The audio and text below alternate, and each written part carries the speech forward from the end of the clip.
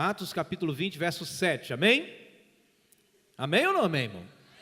Amém. Então vamos ler a palavra, diz assim: no primeiro dia da semana, quando? Fala o teu vizinho, é domingo. É isso. Primeiro dia da semana, reunimos-nos para partir o pão. Diga, partir o pão. Nesse texto, pode falar, nesse texto, é ceia. Amém? Diga assim, o pastor está falando para eu repetir, para eu não esquecer. Isto é didática de ensino. Amém? Diga, pode parecer chato, mas é necessário. Diz assim então: reunimos-nos para partir o pão no primeiro dia da semana, e Paulo falou ao povo, falou aqui é pregar, pretendendo partir no dia seguinte, ele continuou falando até a meia-noite. Diga, o sermão dele foi até a meia-noite. Isso é uma inspiração para mim, irmãos. E se você ler o final do texto, não foi até meia-noite. Se eu te contar até onde foi, irmão, aguenta coração. Havia muitas candeias, era uma espécie de luminária daquela época, no piso superior, onde estávamos reunidos. Versão revista atualizada diz que era o terceiro andar. Um jovem chamado Eutico, que estava sentado numa janela, adormeceu profundamente durante o longo discurso de Paulo. Vencido pelo sono, ele caiu do terceiro andar, e quando o levantaram, ele estava morto.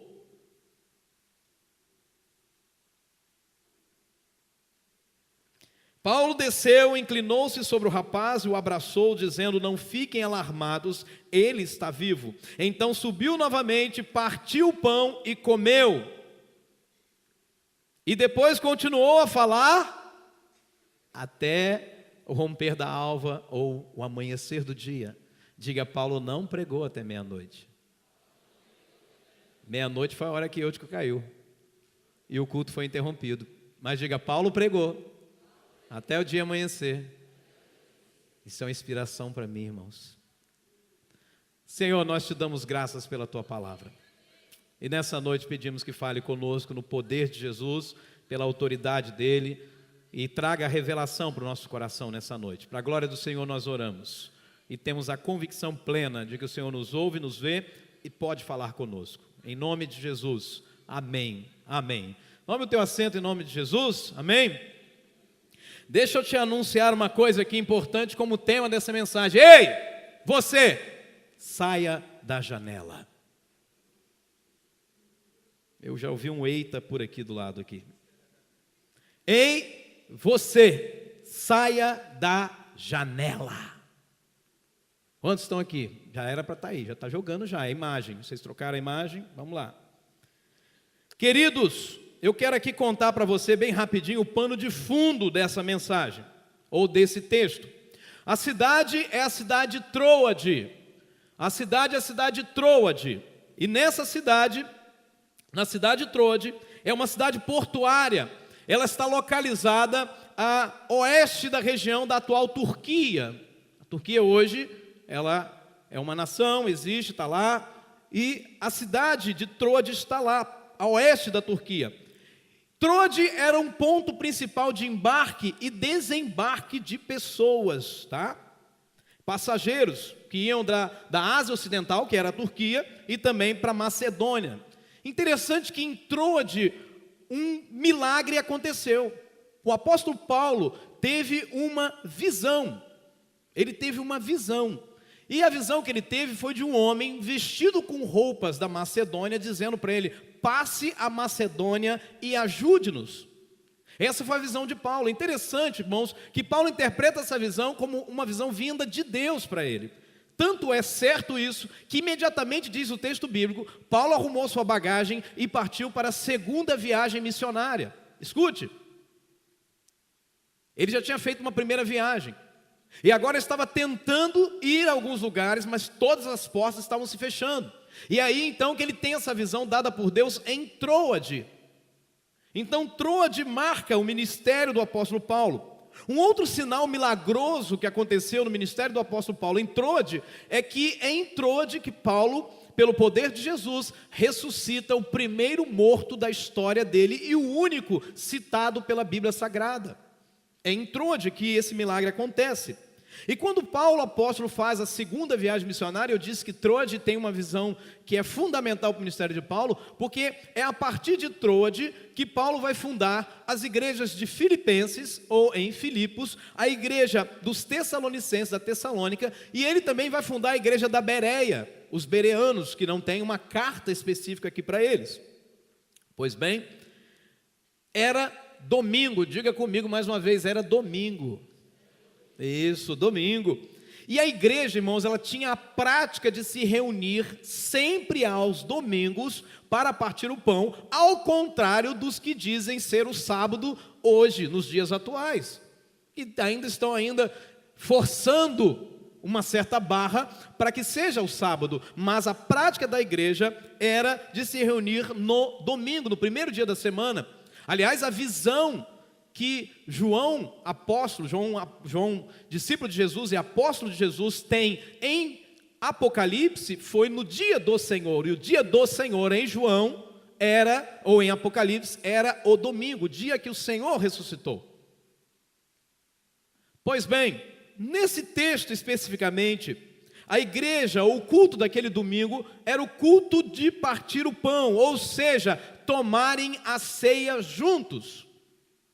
Eles se reuniram para tomar a ceia, e por um desses milagres maravilhosos, o apóstolo Paulo estava passando ali naquele dia. Ele volta pela Macedônia e para em Troade, e aí ele está presente, e aquele dia então, ele seria o mensageiro daquele domingo, o pregador da noite. E aí toda a igreja foi convocada, todo mundo começou a falar com todo mundo. Naquela época não tinha o WhatsApp, mas eles estavam mandando mensagem uns para os outros. Olha, Paulo está aí, o homem que passou por essa terra, o homem que fundou igrejas, o homem que pregou o evangelho, ele está aqui. E então todo mundo se reúne no maior lugar que eles encontraram ali, e era um cenáculo. E esse cenáculo ficava no terceiro andar, no lugar elevado. Estando em Jerusalém no ano passado, eu pude ir no suposto cenáculo, onde o Espírito Santo desceu, ali sobre os apóstolos, e realmente você sobe uma escada, sobe, e é um lugar elevado, porque é como se fosse um salão no andar de cima. Então, queridos, a igreja é convocada para ouvir o grande apóstolo Paulo, e a igreja tinha esse hábito de se reunir no primeiro dia da semana, né, ao contrário daqueles que pregam sobre o sábado. E eles então foram tomar a ceia. Interessante, irmãos, que o texto, ele apresenta o apóstolo Paulo com o compromisso de viajar no dia seguinte. E em geral, o que é que nós fazemos quando vamos viajar no dia seguinte? A gente dorme mais cedo. Paulo não. Se tratando de pregar o evangelho, ele ficava motivado. E ele, a despeito da sua necessidade de descansar, Paulo está comprometido em pregar. E ele começa a pregar. Eu acredito, irmãos, que o culto daquele domingo, ele começou por volta das 5 da tarde, porque essa era uma prática antiga, como culto nas sinagogas judaicas. Então, por volta das 5 horas da tarde, o culto começou. E Paulo, então, as escrituras dizem que Paulo, então, começa a encorajar aqueles discípulos, aquelas pessoas que estavam naquele culto.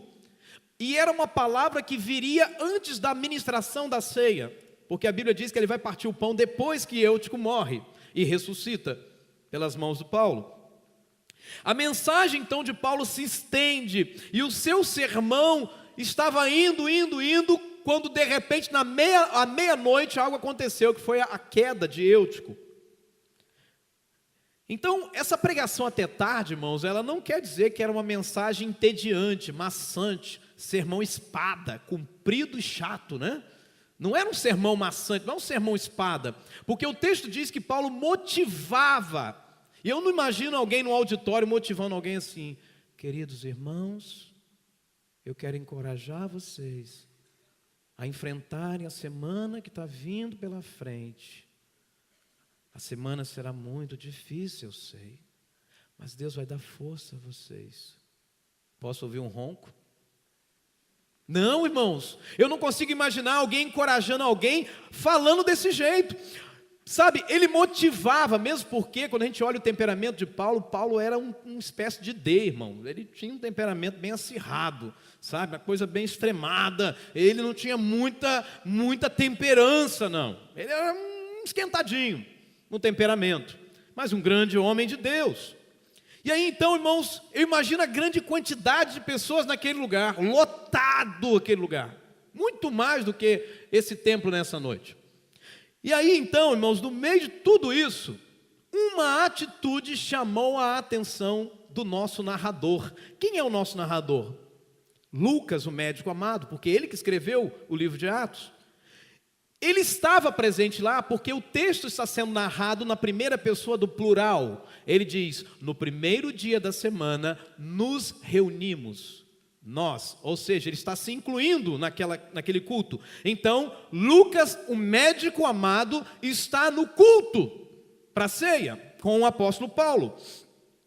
E o que é que chama a atenção desse narrador e desse escritor de experiências que os primeiros apóstolos viveram e a igreja primitiva viveu? O que chama a atenção desse narrador foi o seguinte fato: é que no meio daquele auditório tinha alguém que Lucas não conseguia tirar os olhos. Era um jovem chamado Eutico, que estava sentado na janela daquele local. E Lucas está de olho naquele indivíduo. Ele está lá sentado na janela. Um jovem resolveu sentar numa janela, mas não era uma janela qualquer, era a janela de um prédio do terceiro andar, ou melhor, a janela do terceiro andar de um prédio. E ele está lá, imagina o perigo. Por que a janela não é o seu lugar, meu irmão? Antes de eu responder essa pergunta, eu preciso dizer uma coisa nessa noite. As minhas escolhas falam muito sobre mim. A roupa que eu escolho para vestir fala muito sobre o meu coração. Os lugares que eu escolho para me assentar falam muito sobre mim. Por exemplo, os primeiros lugares sempre são procurados por pessoas que querem mergulhar profundamente naquilo que está sendo ministrado naquele lugar, seja o que for. Tem gente que gosta de chegar cedo para ir para o show e ir lá para frente do show, porque lá fica melhor, porque ele vai sair daquele show dizendo, eu vi o cantor fulano de tal, mas não vi pelo telão, eu vi assim com os meus olhos. Eu tirei foto, eu fiz uma selfie, sabe? Né? Do pessoal aqui, da banda que estava tocando atrás de mim. O primeiro lugar sempre é procurado por alguém que quer beber direto da fonte, alguém que está comprometido. Na escola, o primeiro lugar pertence, na minha época eram os CDFs, hoje são os nerds. Primeiro lugar, eles estão lá na frente, prestando atenção em tudo, querendo saber mais. Assim também, como os últimos lugares são procurados por pessoas que às vezes estão desatentas, por pessoas que às vezes estão procurando um espaço onde elas serão menos vistas para poderem aprontar. Quando eu passei uma fase de rebeldia na escola, na 7ª série, nos 13 anos de idade, eu deixei de sentar na frente e comecei a sentar atrás, porque a turma do barulho estava lá atrás. E a turma do barulho era a turma do barulho. E quem andava com a turma do barulho tinha status na escola. Péssimo status, mas tinha. Os últimos lugares no auditório geralmente são procurados, irmãos, por pessoas que estão visando a saída. Quando terminar eu saio logo, eu sou o primeiro a sair. E para eles vale o certo provérbio do próprio Jesus, os últimos serão os primeiros. Quem senta por último é o primeiro a sair. Você está aqui? Queridos, o último lugar, ou últimos lugares, fala de pessoas também que chegam atrasadas. Daí, com a vergonha de vir para frente, elas sentam lá atrás. Por que a janela, então, não é o seu lugar? A janela não é o seu lugar porque quem senta na janela é quem tem a mente dividida. A janela não é o seu lugar, porque quem senta na janela tem a mente dividida. Quando eu olho para Eutico, irmão, o lugar que Eutico escolhe para sentar foi a janela. E por que a janela? É provável que Eutico era daqueles que chegavam atrasados no culto. Então todos os lugares já estavam preenchidos, o único lugar que restou, ele procurou a janela. Como aquelas pessoas que geralmente procuram o lugar que restou em pé, em cima, ou em pé à entrada do templo, em pé na porta do templo. Eutico escolhe a janela. Janela é um estado ou uma condição em que alguém se encontra dividido quanto àquilo que se é oferecido, tanto dentro de um ambiente, quanto também aquilo que é oferecido fora de um ambiente. Você está aqui? Quando você olha para alguém que está numa janela, você vê alguém que está meio dentro. Ele está meio dentro, mas também você vê alguém que está meio fora. Ele está meio dentro do ambiente, mas ele também meio fora do ambiente. Assim era o Eutico. Estar na janela está dividido entre as coisas de Deus e as coisas deste mundo. Eutico, ele poderia estar a observar, por exemplo, já que Troade é uma cidade portuária, ele poderia estar observando os barcos que estavam chegando no porto de Troade.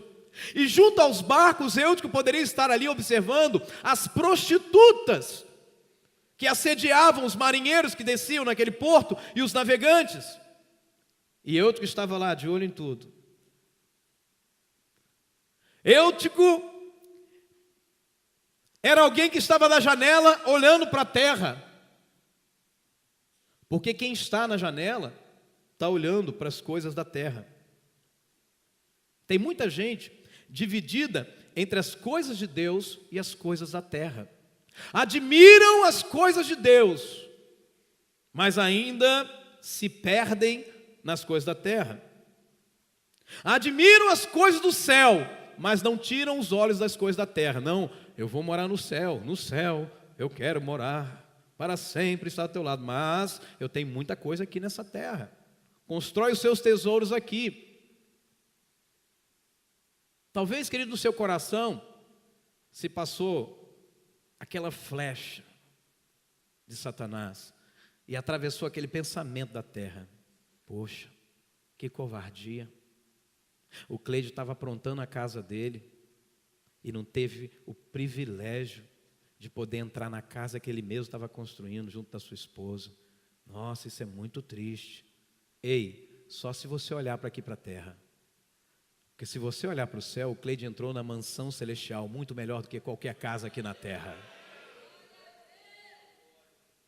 Querido, ter uma mente dividida fala de alguém que fala assim, não, eu acredito na Bíblia Sagrada, eu acredito nas coisas de Deus, e basta chegar um Dan Brown da vida, para quem não sabe, é o autor do Código da Vinci e etc e tal, para dizer assim, não, porque Jesus, e olha que é uma obra de ficção, é só uma história, e aquilo está sendo tomado como verdade por alguns aí bocoiós da vida, com todo respeito aos bocoiós. Não, porque, não, Jesus casou com Maria Madalena, irmão, se Jesus tivesse casado com Maria Madalena, a Bíblia não tinha nenhum problema em falar disso. Simples assim. Não, porque na verdade Jesus era apaixonado. Aí o povo vai nessa pataquada, porque tem o Código da Vinci, porque o quadro da Vinci, o Leonardo da Vinci pintou aquele quadro, que na verdade é um código. Irmão, tu tem cabeça para crer num negócio desse, e não tem a cabeça para crer na Bíblia, que é mais simples ainda. Que fala de um Deus que veio a essa terra por mim, por você, que morreu e ressuscitou. Eu tenho dito o seguinte, eu não tenho fé para ser ateu, irmão, porque para ser ateu eu tenho que acreditar que esse mundo veio do nada. Eu não consigo ter fé para isso. Eu não consigo ter fé para acreditar que esse mundo veio do nada, irmão. Estar na janela, irmão, é estar com a mente dividida. A Bíblia nos manda pensar nas coisas do alto, buscar as coisas do alto, porque Cristo está no alto e é para o alto que nós vamos, aleluia! É para cima, irmão. Diz a palavra de Deus, pensai nas coisas lá do alto, não nas que são aqui da terra. Aí estamos preocupados com casa, com isso, com aquilo outro, com a faculdade, com o balé, com o karatê, com o taekwondo, mas não estamos preocupados com o reino de Deus, irmãos. Tem gente que se orgulha, não, porque meu filho faz inglês, meu filho estuda aqui, meu filho faz aqui, meu filho faz aquilo, faz uma lista de coisas. O que adianta ter tudo isso e ir para o inferno, irmão? Dançar balé com o capeta? Queridos, pessoas dizem ter fé, mas na hora da prova duvidam, são como Eutico, mente dividida, né? Acredito na Bíblia, mas veio lá o filme do Dan Brown, já... Basta uma notícia falsa na internet, olha, encontrar o túmulo de Jesus, com o cadáver lá, com o esqueleto lá dentro.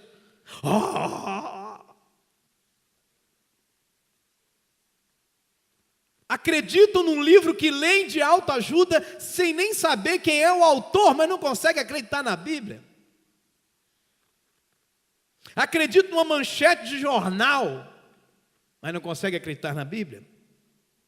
Queridos, estar na janela é perder a oportunidade de mudança, de transformação, porque ainda está preso ao mundo lá fora. Como a mulher de Ló, né? A pessoa caminha para frente, mas quem olha para trás, fica para trás. A mulher de Ló não pôde entrar na terra. A mulher de Ló não acompanhou a sua família, ela ficou para trás. Sabe, a pessoa caminha para frente, mas os olhos e o coração daquela pessoa não querem deixar para trás o mundo dos prazeres de Sodoma e Gomorra, a semelhança da mulher de Ló. Está na janela, se encontrar em um estado de meio dentro, e meio dentro é fora.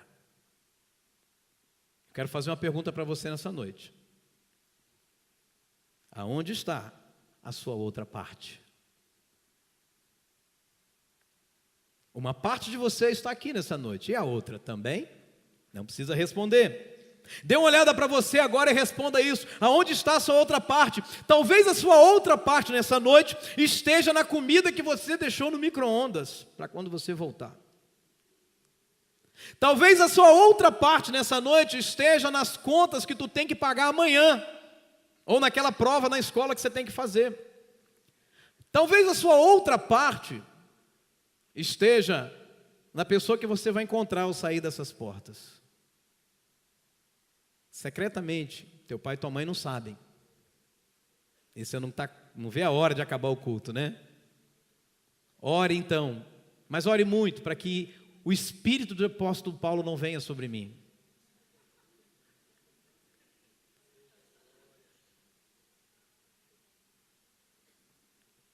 Talvez, querido, a sua outra parte esteja aí no WhatsApp, e você não para de conversar enquanto eu prego.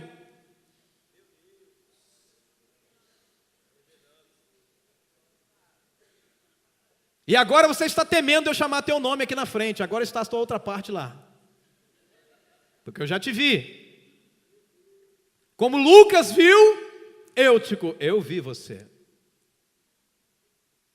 Talvez, querido, a sua outra parte esteja nos problemas que você vai enfrentar. Talvez, querido, você está aqui, mas não está aqui, porque a tua outra parte ainda está no teu time que jogou hoje e não ganhou. Talvez esteja naquela discussão que você teve com a tua esposa e não resolveu ainda, mas agora você está sorrindo.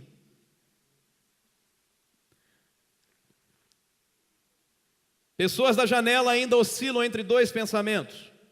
Uma hora querem Deus, outra hora querem o mundo.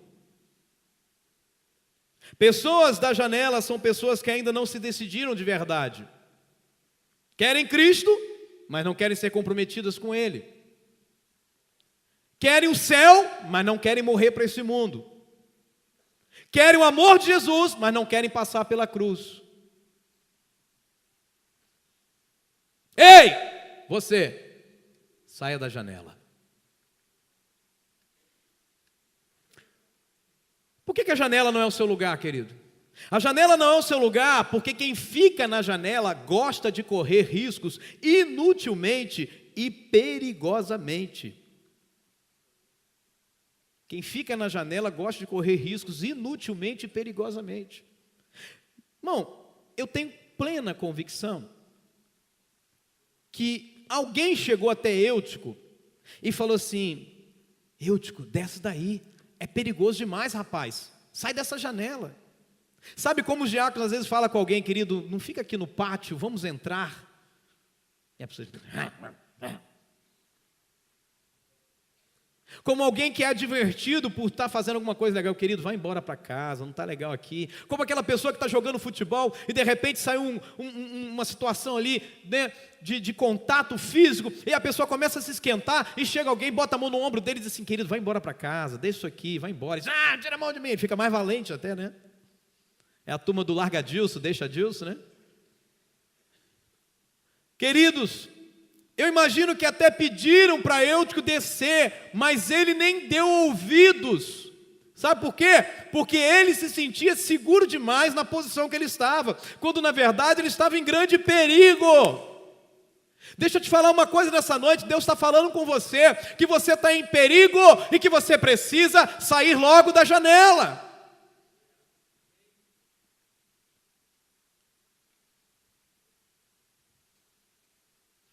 Talvez você esteja pisando, querido, num solo de areia movediça, estudando coisas que a tua mente ainda não é capaz de absorver, de entender e de mesmo julgar.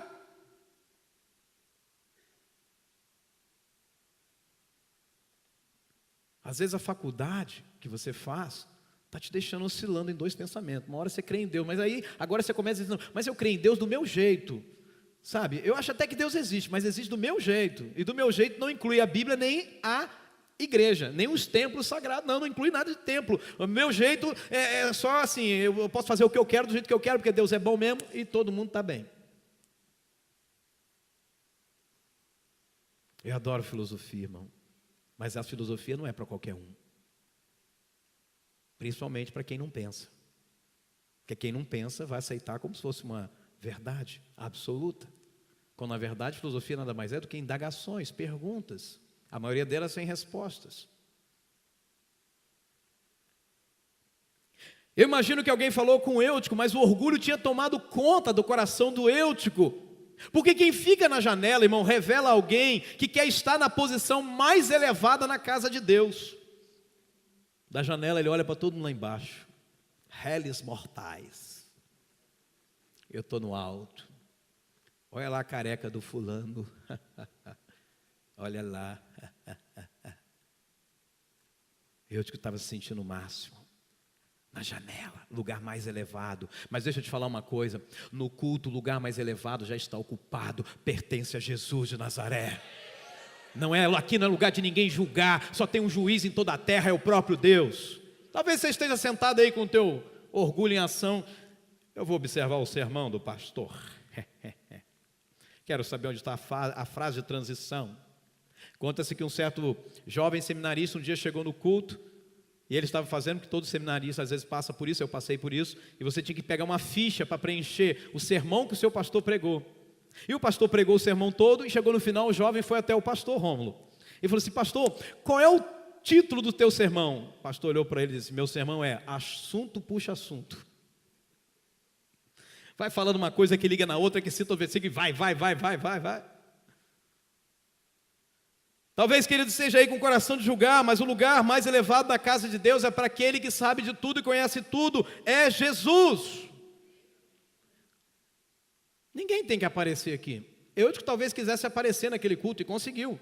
Chamou a atenção de Lucas, entrou para a história bíblica.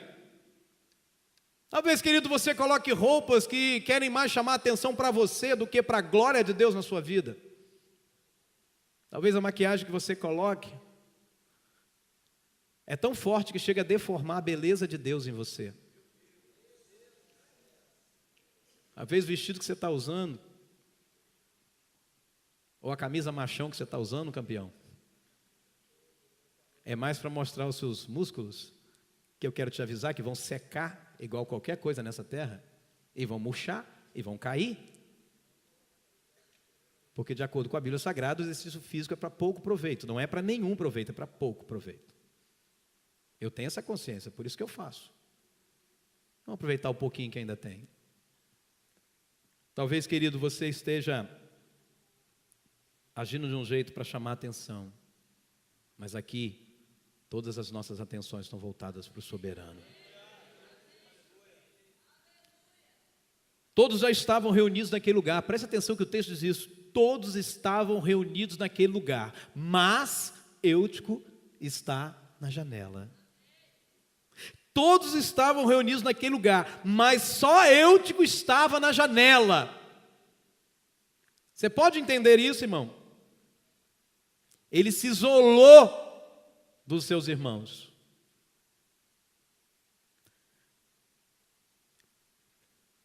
A janela não é o seu lugar, querido. Porque quem fica na janela gosta de correr riscos, inutilmente e perigosamente. Eutico, ele estava, queridos, desconectado dos seus irmãos. Eutico estava desconectado da sua igreja. Eutico estava desconectado do próprio Jesus. Ele estava desconectado, o povo estava num lugar e ele estava em outro. Todos estavam prestando atenção à mensagem, mas só Eutico estava dormindo.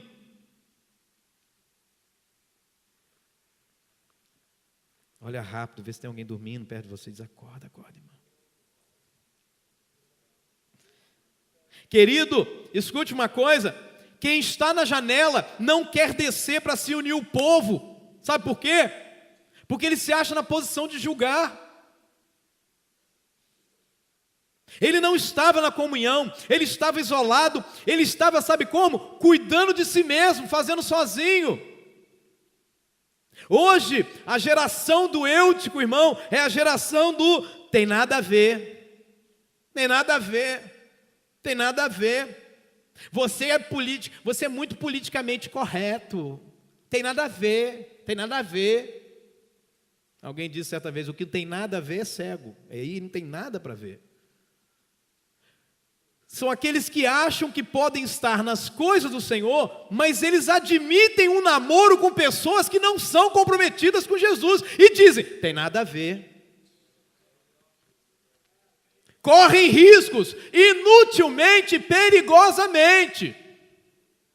São aqueles que falam assim: não, eu gosto da casa de Deus, mas tem um namoro e tem relações sexuais nesse namoro. E quando engravida diz: por que Deus fez isso comigo?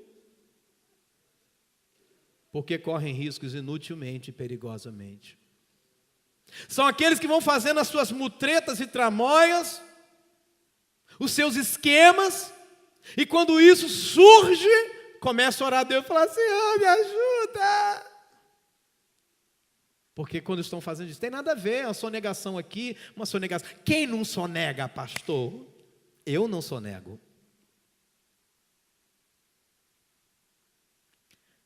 São aqueles que dizem estar com Cristo, mas frequentam lugares que não glorificam a Deus. Observe. Eles não vão para esses lugares para ganharem pessoas para Jesus, não, tá? Só vão para curtir. Elas vão em busca de prazer, prazer mesmo. Ei, você, saia da janela.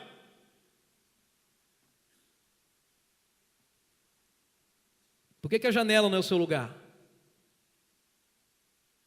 A janela não é o seu lugar porque quem fica na janela perde o interesse nas coisas do Senhor e acaba caindo.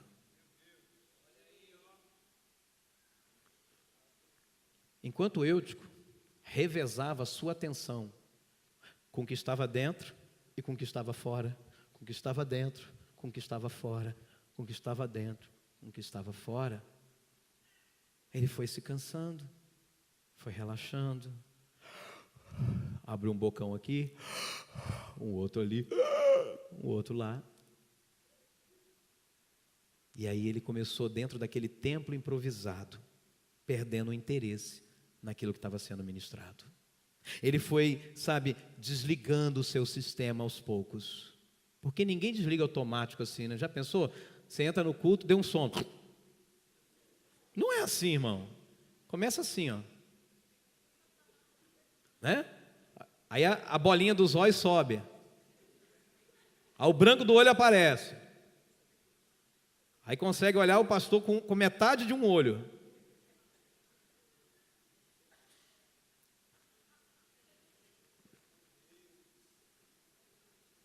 Janela é lugar que oferece distrações. Essa geração, ela está atrás, sabe de quê? De entretenimento.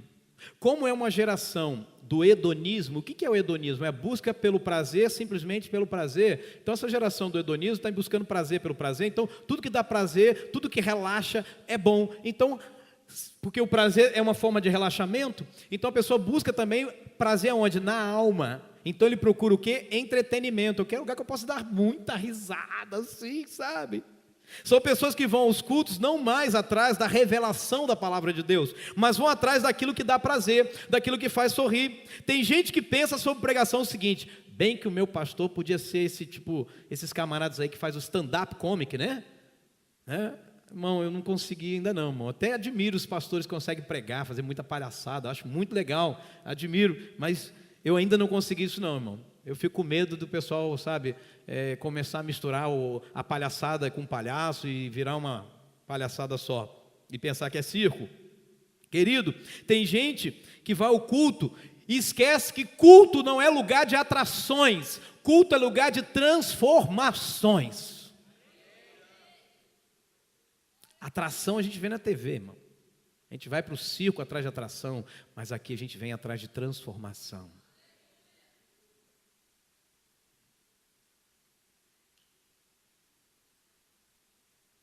Culto é lugar de transformações e não de atrações, mas glória a Deus que nós somos uma igreja que prega a palavra de Deus e crê no poder de Deus. Quem está em busca de atrações, de emoções pelas emoções, certamente vai ser um crente da janela. Ai, eu vou para outra igreja, que essa igreja está batendo muito. Vou para uma igreja que massageia meu ego, né, Sati? Que lá ninguém fala de pecado, ninguém fala que eu estou errado. Todo mundo diz que é só vitória, só vitória, só vitória. Agora é só vitória, só vitória, vitória. Tá vendo? Não quero ser palhaço, acabo sendo. Querido, quem está atrás das emoções, hoje não arrepiei. É claro, o ar está numa temperatura moderada. Se tivesse mais gelado, tu ia ver o arrepio que tu ia sentir aí. Eu quero atrás do arrepio, eu quero atrás da revelação. Quando alguém faz assim, eis que te digo hoje. Eu gosto disso. Eu gosto daquele culto, sabe? Que as pessoas falam assim: ei, você, irmã, do cabelo preso. É você mesmo. Você é do cabelo preso. Deus está mandando você soltar o cabelo.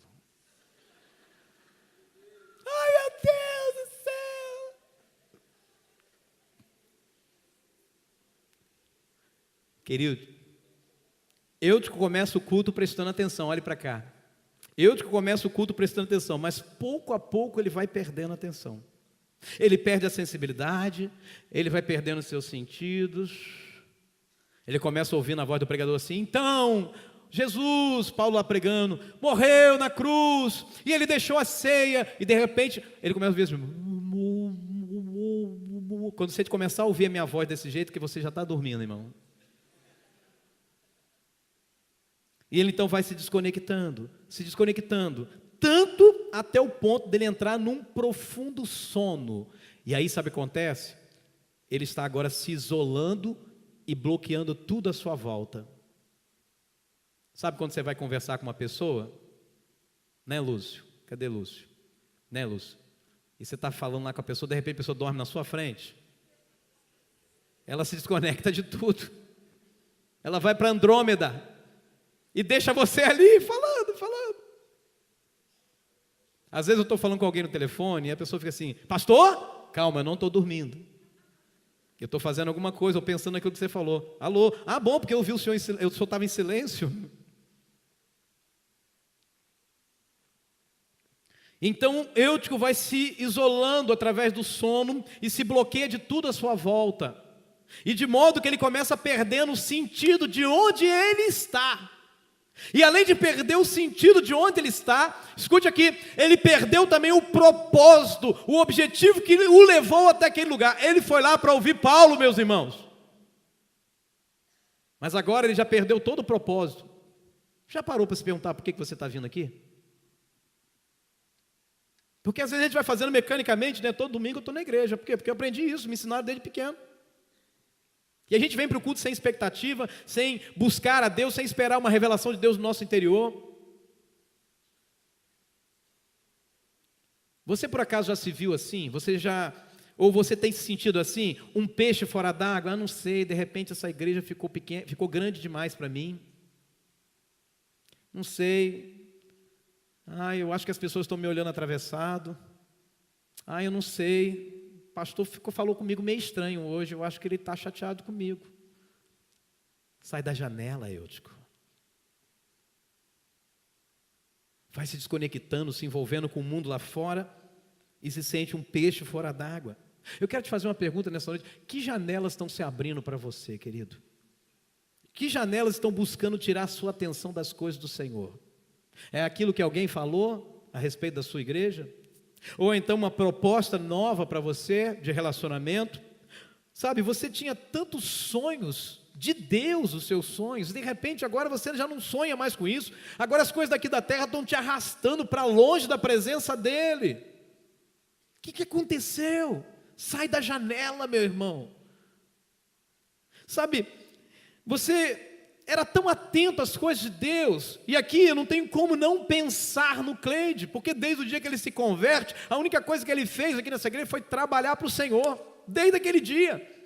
Assumiu a Kombi, cuidou de tudo, e tudo que tinha, eu me lembro dele nessa construção, sair do trabalho, vir com a roupa do trabalho, trabalhar com a gente na construção, porque ele entendeu que não dá para ficar na janela. Janela, queridos, é lugar de gente que não quer deixar os atrativos do mundo. O que é que tem lá fora que ainda te atrai? Escute uma coisa, olhe para cá. Se você não se envolve com aquilo que acontece aqui dentro, certamente você vai cair com aquilo que te chama lá para fora. Se você não se envolve com aquilo que está acontecendo aqui dentro, na sua igreja, então você será a próxima vítima do diabo. Eu tenho dito sempre, ou você está dentro, ou certamente você vai estar fora. Porque tem gente falando, não, eu estou dentro, mas não estou dentro, estou quase dentro. Então você está fora, irmão. Consegue escutar o Eutico caindo? Consegue? Consegue escutar o Eutico caindo? Óbvio que não. Eu também não consigo escutar, sabe por quê? Porque quem cai dormindo só percebe que caiu quando ele toca o chão. E tem gente que dorme tão bem, que quando bate no chão continua dormindo. Você conhece alguém assim? Não olha. Só que daí, querido, é tarde demais. É tarde demais. Detalhe, hein? Olha que revelação profunda, querido Rômulo. Matutando, pensando com os meus botões, eu cheguei à seguinte conclusão, olhe para cá. Isso aqui é uma análise profunda de 40 anos de história de um ser humano. Quem cai de uma janela, querido Rômulo, dificilmente cai para dentro, sempre cai para fora. Você já percebeu isso, irmão? Eu nunca vi alguém que senta na janela e cai para o lado de dentro da casa, ele sempre cai para o lado de fora. Eu já me lembro uma vez eu na janela, irmão, lá equilibrando, e ao invés de, podia cair para dentro, mas a gente só cai para fora, irmão. Crente que senta na janela, só cai para o mundo, meu irmão, então sai da janela. Sai da janela. Eu nunca vi ninguém na janela cair para dentro, só cai para fora. Você está aqui, irmão? Por que a janela não é o seu lugar, meu irmão? A janela não é o seu lugar, porque quem fica na janela certamente morrerá espiritualmente. Deixa eu te falar uma coisa. Quem escreve esse texto é Lucas. Lucas, ele também ele tem um espírito historiador. Quando ele começa a escrever o Evangelho de Lucas, ele diz assim, ele fala assim, olha, Timóteo, Teófilo, eu estou escrevendo algumas coisas aqui para você, mas eu estou te dando em detalhes, na sequência de como aconteceram, porque Lucas está preocupado assim com fatos. Eu imagino Lucas indo à casa de um e sabendo assim, como é que foi? Você foi curado por Jesus de cegueira, me conta como é que foi esse dia. Então Lucas está preocupado com detalhes, e Lucas dá um detalhe nesse texto, irmão. O texto diz, você leu comigo, que Aliás, eu quero até que você olhe aí, para a gente não se desconectar. Olha só, verso 8. Havia muitas candeias no piso superior onde estavam reunidos. Muitas lâmpadas, muitas luminárias. Lucas faz questão de dizer que era um ambiente totalmente iluminado. Diga comigo, era um ambiente totalmente iluminado. Só que Eutico dorme no meio da luz. Assim como muitos crentes dormem diante da palavra de Deus. No meio da luz de Jesus, da revelação de Jesus. Assim como muita gente, querido, dorme em meio à luz, não se envolve com o reino de Deus, não se envolve com a chamada. Deixa eu te falar uma coisa. Eu tive 3 conversas com o Cleide sobre salvação. 3 conversas. E em todas as 3, eu vi um homem convicto da sua salvação e que tinha certeza absoluta que ia morar no céu, e não apenas por pensar assim, porque a Bíblia havia revelado isso para ele, porque o Espírito Santo de Deus já habitava no coração dele. Uma vez, uma das conversas, eu estava numa Kombi com ele e disse para mim, se sorrindo, ele olhou para mim e falou assim, eu fico falando com ele, Cleide, como é que está esse negócio seu de andar com Jesus? Como é que está? Ah, bom demais, pastor, maravilha. É mesmo? E aí, como é que é a sua caminhada? Ah, pastor, eu só estou esperando Jesus me levar. Isso não foi recente não, já tem um tempinho. Mas ele tinha certeza que Jesus voltaria para ele. E que ele não tinha nenhum medo disso. Porque ele não dormia na luz. Quem fica na janela fica relaxado, querido. Quem fica na janela cai num estado de morte. Eutico não estava com os pés no chão. Onde estão os seus pés? Está andando nas nuvens. Mesmo tendo muitas luzes no ambiente, Eutico dormiu em meio à luz. Como podem crentes dormir em meio à luz de Jesus? E eu não falo de um sono dessa terra, um sono físico, restaurador do corpo. Eu falo de um sono espiritual, de apatia, de gente, irmão, que não queima na presença de Deus, que não arde diante dEle, que não busca a face dEle, mas se contenta em ser apenas mais um crente. Como que você pode ainda estar apático diante do brilho da face de Jesus? Como pode o nosso coração não queimar diante da santa e poderosa palavra de Deus, como queimava o coração dos discípulos? O coração de Eutico não queimava mais. Estar na janela, querido, é estar indiferente à palavra de Deus. A palavra já não faz diferença, já não prende atenção. Por quê? Porque está buscando entretenimento. Senta na posição de julgar. Eu não gostei desse louvor, esse pessoal está fazendo muito barulho, está aqui batendo muito palma. Ei, sai da janela, meu irmão! Alguns argumentam que Eutico apenas desmaiou. Escute aqui, olhe para mim.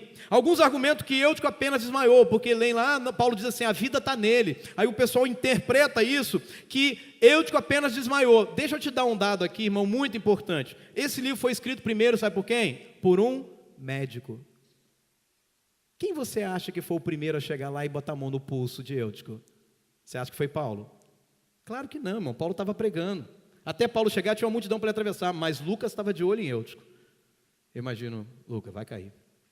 Vai cair. Igual o teu discipulador vira para você e fala, irmão, não vai para esse caminho, você vai cair.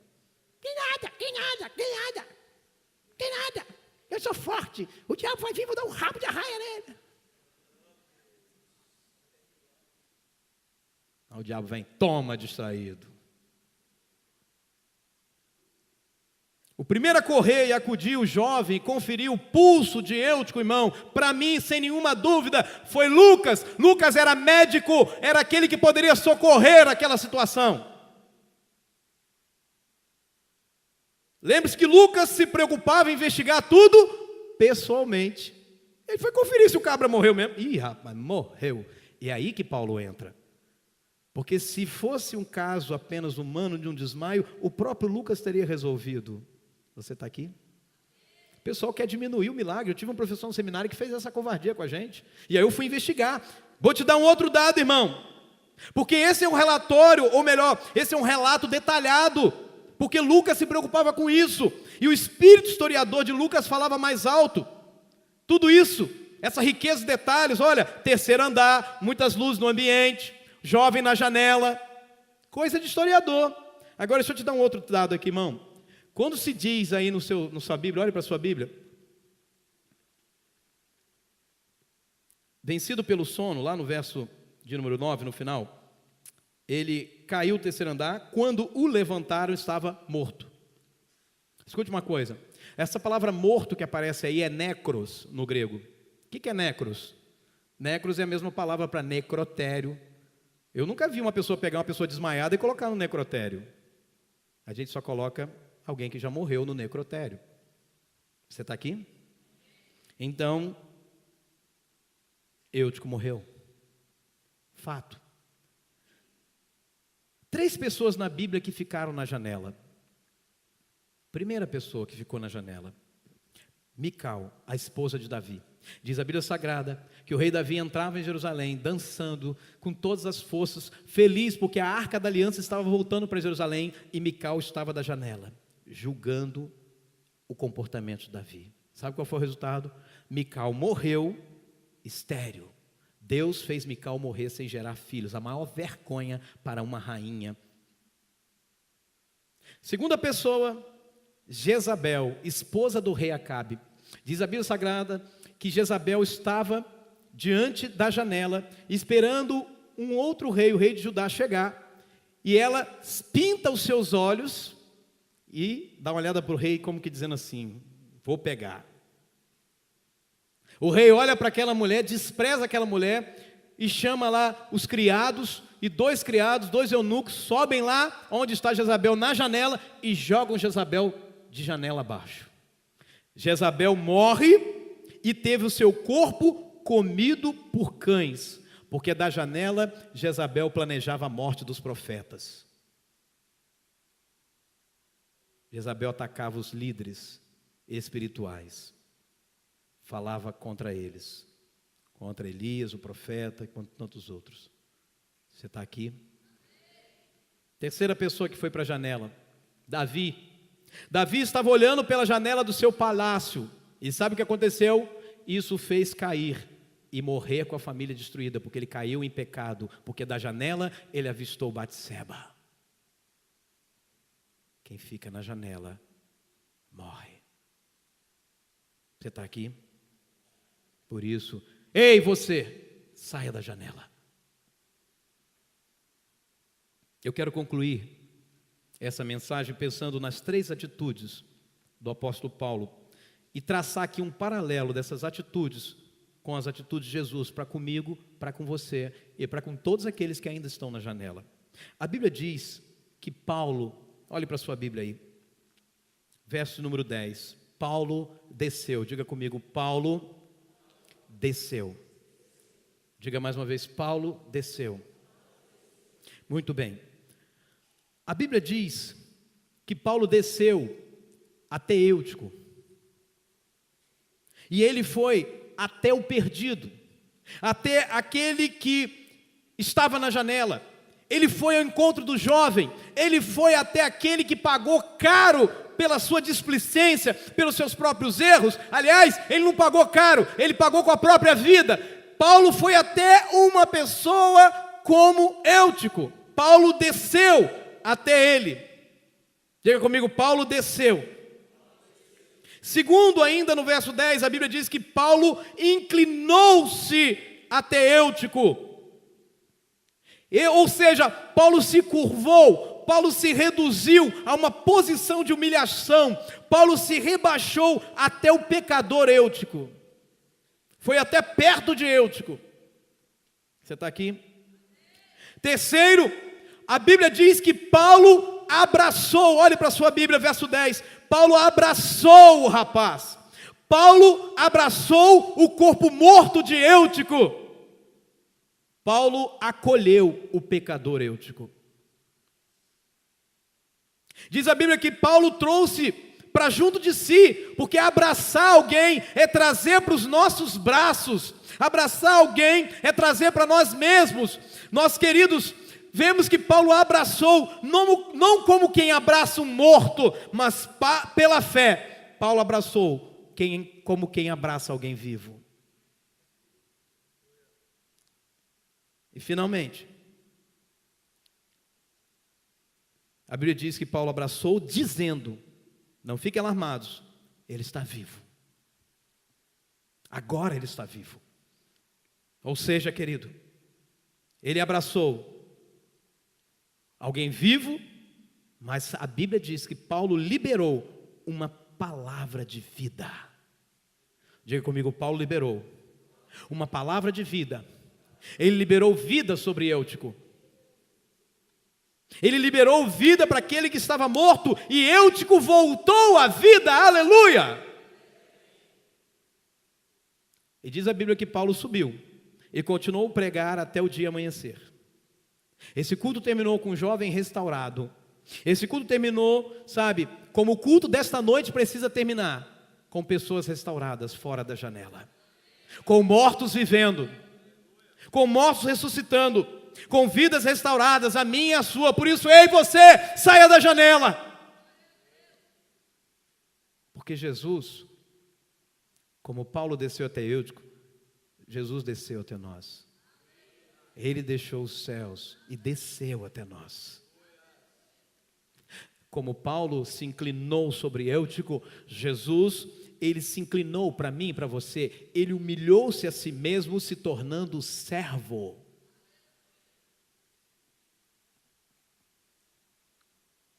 Paulo abraçou Eutico e Jesus veio abraçar você nessa noite. Ele fez homem por mim e por você. Não era uma forma espiritual que abraçava as pessoas, mas era um homem com braços e pernas como eu e você. Jesus se fez homem para nos abraçar, para sentir como nós, para nos trazer para Ele. E Jesus veio para te dar vida. Ele morreu para que você pudesse viver. Essa não é uma palavra condenatória. Essa é uma palavra que tira você da janela, que levanta você para a vida, que te leva a um novo nível. Deus quer levantar você nessa noite. Deus quer sair ou quer tirar você da janela. Deus não quer que você fique na janela. Deus quer você atento e receptivo para Ele.